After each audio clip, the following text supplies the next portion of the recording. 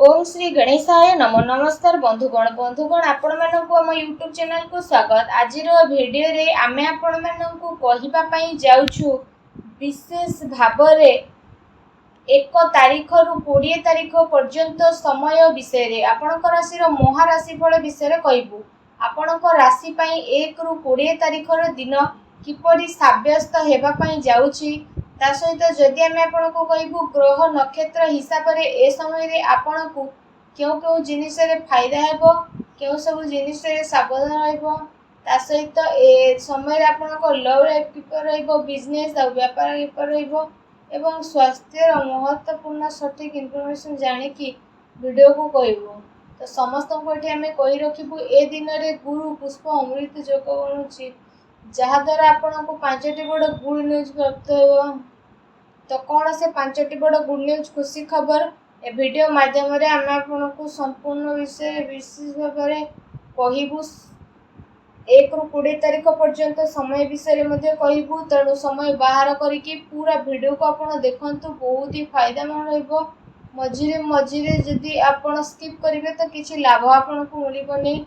संपूर्ण सठिक राशिफल जानिबार अछि तो वीडियो को आपण माने लाइक करतु। भगवान विष्णुकर सच्चा भगत तो जानिए दलिया तो स्थिति आपणक बहुत ही भल रहिबो। एहा सहित आपणकर प्रतिटी स्थिति बहुत भल रहिबो। आसंतु जानिबा केउ प्रकार रहिबो आपणक पई 27 जुलाई रु 15 अगस्त अर्थात ए स्थिति आपणकर किपरि रहिबो। तो विशेष भाव में कहबा ए समय रे भाग्य आपणक सपक्ष रे रहिबो। कौनसी राजनीतिक उपलब्धि आपणको प्राप्त मध्य होई पारे जहा द्वारा समाज रे आपणको रुतबा बढ़िबो। एहा सहित आय रे मध्य आपणकर वृद्धि आसीबो। सबु संबंधकर सहयोग मध्य आपणको आगो को बढ़ाई पारे साहाय्य सहयोग प्रदान करिवो। ता सहित ए समय रे कौनसी यात्रा मध्य आपणकर संपन्न होई पारे तथा मनोरंजन संपदित बनी मध्य जीवो जहा द्वारा आपणको मन बहुत ही प्रफुल्लित मध्य रहिबो। ता सहित प्रॉपर्टी किना किने संबंधित कौन योजना आपण बनाउछंती तो पूर्व तार वास्तु परीक्षण आपण अवश्य करिनियंतु। यह सहित किछि समय आपण स्थान परिवर्तन योजना बनाउले तो प्रॉपर्टी संबंधित कार्य करने पूर्व आपण से सब ऊपर पुणी थे विचार देखंतु आपण को ए समय कौनसी ना कौनसी क्षेत्र सफलता मिलिबो। संतान तरफ कौनसी शुभ समाचार मिलवा द्वारा ए समय घरे खुशी भरा माहौल आपणकर रहिबो। एहा सहित जदि कहबा ए समय आपणकर व्यक्तिगत मामला को कहा समक्ष रे शेयर मध्य करंतु नहीं। उक्त रूप रे कार्य करबा द्वारा आपणको अवश्य ही सफलता प्राप्त हेबो। ता सहित एहा से समय रहिबो जेतेबेले आपणको केउठी सुख समाचार प्राप्त मध्य होई पारे। बड़ बुद्धंक आशीर्वाद आपणको पई लाभर नुआ मार्ग मध्य आनी देबो। ता सहित ए समय परिस्थिति आपणको सपक्ष रे मध्य जीवो जहा द्वारा काम ना हेबा द्वारा आपणको जो डर लागुथला एबे से सब बड़ आसानी रे आपणकर मन वांछा को पूर्ण मध्य करिवो। स्थितिर परिवर्तन आसीबो। नुआ वस्त्र आभूषण भली जिनिस किणा किणी करिवार योजना मध्य आपण नेबे। एहा सहित ए समय रे आपण जदि घरे कौनसी सुधार संबंधित योजना बनाउछंती तो स्थिति विशेष भाव में वास्तु संबंधित नियमर पालन करिबा आपणको पई लाभदायक तथा सौभाग्यशाली रहिबो। पिला माने पाठ पढ़ा प्रति संपूर्ण भाव में एकाग्र चित्त रहिबे। एहा सहित जीव सहित ए समय रे केबे केबे अधिक भावी चिंती काम करिबा द्वारा चिंता आसी पारे। आपणकर कार्य क्षमता को मध्य एहा प्रभावित करि परिबे।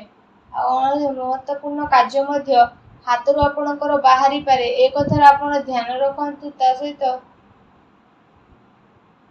संबंध मधुर बने कि रखंतु। घरर मरामती एवं रखाबड़ा संबंधित कार्य रे खर्चा बहुत ही अधिक बढ़ी मध्य जाई पारे। तो सेठिपाई सावधान रुहंतु काहेकि ना जदि कहिबा ए सबुर प्रभाव आपणकर निद उपरे मध्य विशेष भाव में पड़िबो। ଏହା ସହିତ ବିଶେଷ ଭାବରେ ଏ କଥାର ମଧ୍ୟ ଆପଣଙ୍କୁ ଧ୍ୟାନ ଦେବାର ଆବଶ୍ୟକତା ରହିଛି କି ଆପଣଙ୍କର ରୁତବାର କୌଣସି ନାଜାୟଜ ଫାଇଦା ମଧ୍ୟ କିଏ ଉଠାଇ ପାରିଲା ନାହିଁ। ଏହାଦ୍ୱାରା ଆପଣଙ୍କର ମାନ ହାନି ମଧ୍ୟ ହୋଇପାରେ। ଆପଣଙ୍କର ଛବିକୁ ମଧ୍ୟ କାଫି କଣ୍ଟା ଦେଖାଦେବ। ତା ସହିତ ଆପଣ ଆପଣଙ୍କର ଇମେଜକୁ ସଫାସୁତୁରା ବନେଇକି ରଖନ୍ତୁ। ଏହା ଆପଣଙ୍କ ପାଇଁ ବହୁତ ଭଲ ରହିବ। ଏହା ସହିତ ଯଦି କହିବା ଏ ସମୟରେ କୌଣସି ବି କାମକୁ କରିବାରେ ବହୁତ ଅଧିକ ସମଝଦାରୀର ସହ ଆପଣଙ୍କୁ କାମ କରିବାର ଆବଶ୍ୟକତା ରହିଛି, ଅନ୍ୟଥା ବାଦବିବାଦ ଦେଖା ଦେଇପାରେ। ଏହା ସହିତ ପୋଲିସ ଥାନାର ମଧ୍ୟ ଚକ୍କର ଲଗାଇ ପାରନ୍ତି। କୌଣସି ବାହାର ବ୍ୟକ୍ତିଙ୍କ କଥାରେ ନ ଆସିକି ନିଜ ନିର୍ଣ୍ଣୟକୁ ଆପଣ ସର୍ବ କରି ରଖନ୍ତୁ। ଏହା ସହିତ କୌଣସି ସମ୍ବନ୍ଧିତ ସମ୍ପର୍କୀୟଙ୍କ ସହ କୌଣସି ପ୍ରକାର ଲଢ଼େଇ ଝଗଡ଼ା ହୋଇପାରେ। ଆପଣଙ୍କର କୌଣସି ଜିଦ୍ ଆପୋଷିକ ସମ୍ବନ୍ଧକୁ ଖରାପ କରିବ ଅଥବା ଆପଣଙ୍କ ବ୍ୟବହାରରେ ଲଚିଲାପଣ ରଖନ୍ତୁ। ଏହା ସହ ନିଜର ଖର୍ଚ୍ଚକୁ ସଂଯମିତ କରିକି ରଖନ୍ତୁ। ଏ କଥାରେ ଆପଣଙ୍କୁ ଧ୍ୟାନ ରଖିବାର ଆବଶ୍ୟକତା ରଖିଛି। ତ କୌଣସି ବି କାମ କରିବା ପୂର୍ବରୁ ସବୁ ସ୍ଥିତି ଉପରେ ଭାବି ଚିନ୍ତିକି ଯୋଜନା ବନାନ୍ତୁ, ପରେ ତାକୁ ଆପଣ ପୂର୍ଣ୍ଣ କରାନ୍ତୁ। ଏହାଦ୍ୱାରା ଆପଣଙ୍କୁ ଅବଶ୍ୟ ହିଁ ଲାଭ ପ୍ରାପ୍ତି ହେବ ଏବଂ ଆପଣଙ୍କ ପାଇଁ ଏପରି କରିବା ହିତକାରୀ ସାବ୍ୟସ୍ତ ହେବ। ଯଦି କଥା ଆପଣଙ୍କ ଲଭ୍ ଲାଇଫ୍ ବିଷୟରେ କହିବା, ତ ଏ ସମୟରେ ଆପଣ ଆପଣଙ୍କ କାର୍ଯ୍ୟରେ ଜୀବନ ସାଥୀଙ୍କର ପରାମର୍ଶ ନେବା ଆପଣଙ୍କ ପାଇଁ ଲାଭଦାୟକ ରହିବ। ଏହାଦ୍ୱାରା ଆପୋଷିକ ସମ୍ବନ୍ଧରେ ଆପଣଙ୍କର ମଧୁରତା ଆସିବ, ତା ସହିତ ପ୍ରେମ ସମ୍ବନ୍ଧରେ ମଧ୍ୟ ପ୍ରଗାଢ଼ତା ବଢ଼ିବ। ସନ୍ତାନଙ୍କର କ୍ୟାରିୟର ସମ୍ବନ୍ଧିତ ଶୁଭ ସମାଚାର ମିଳିବା କାରଣରୁ ଏ ସମୟରେ ଘରେ ଖୁସିର ମାହୋଲ ବନିବ। ପତି ପତ୍ନୀ ନିଜ ପିଲାଙ୍କର ଏ ଉପଲବ୍ଧି ଦ୍ୱାରା ନିଜର ପରବରିଶ ଉପରେ ଗର୍ବ କରିବେ।